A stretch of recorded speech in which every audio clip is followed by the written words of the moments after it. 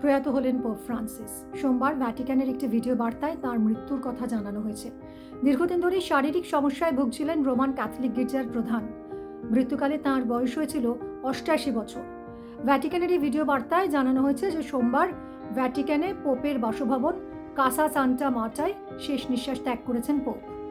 রবিবারই খ্রিস্টান ক্যাথলিক ধর্মাবলম্বীদের উদ্দেশ্যে ইস্টারের বার্তা দিয়েছিলেন পোপ ফ্রান্সিস। সেন্ট পিটার্স ব্যাসিলিকার ব্যালকনি থেকে নিজের বার্তা শুনিয়েছিলেন তিনি, এবং তার কথা শোনার জন্য ভ্যাটিকান স্কোয়ারে ভিড় করেছিলেন হাজার হাজার মানুষ। দীর্ঘদিন ধরে নিউমোনিয়া সংক্রান্ত সমস্যায় ভুগছিলেন পোপ। হাসপাতালে ভর্তি রেখে চিকিৎসা চলছিল তাঁর। গত কয়েক মাসে বেশ কয়েকবার তাকে হাসপাতালে ভর্তিও করাতে হয়েছিল। গত 14 ফেব্রুয়ারি তার সমস্যা হয়, শারীরিক সমস্যা হয়, শ্বাসনালী সংক্রান্ত সমস্যা হয় এবং তাকে হাসপাতালে ভর্তি করানো হয়। পরে ভ্যাটিকান থেকে জানানো হয় তার নিউমোনিয়া সংক্রান্ত সমস্যা রয়েছে। তার রক্তে অনুচক্রিকার মাত্রাও কমে গিয়েছিল এবং প্রায় অ্যানিমিয়ার মতো পরিস্থিতি তৈরি হয়েছিল, এবং সেই কারণেই তার শরীরে ব্লাড ট্রান্সফিউশন করাতে হয়েছিল। সম্প্রতি রোমের গেমেলি হাসপাতাল থেকে ছাড়া পান রোমান ক্যাথলিক গির্জার প্রধান বিশপ। তারপর থেকেই ভ্যাটিকানে নিজের বাসভবনেই থাকছিলেন তিনি, এবং সোমবার সকালে সেখানেই শেষ নিঃশ্বাস ত্যাগ করেন পোপ।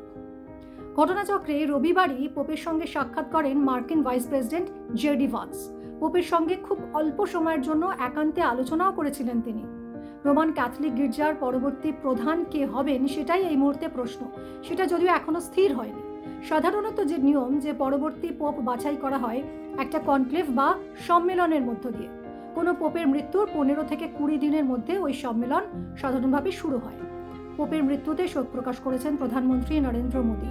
সোশ্যাল মিডিয়ায় পোপ ফ্রান্সিসের সঙ্গে পুরনো কিছু মুহূর্তের ছবি পোস্ট করেছেন তিনি, এবং তিনি লিখেছেন, পোপ ফ্রান্সিস গোটা বিশ্বের লক্ষ লক্ষ মানুষের কাছে স্মরণীয় হয়ে থাকবেন।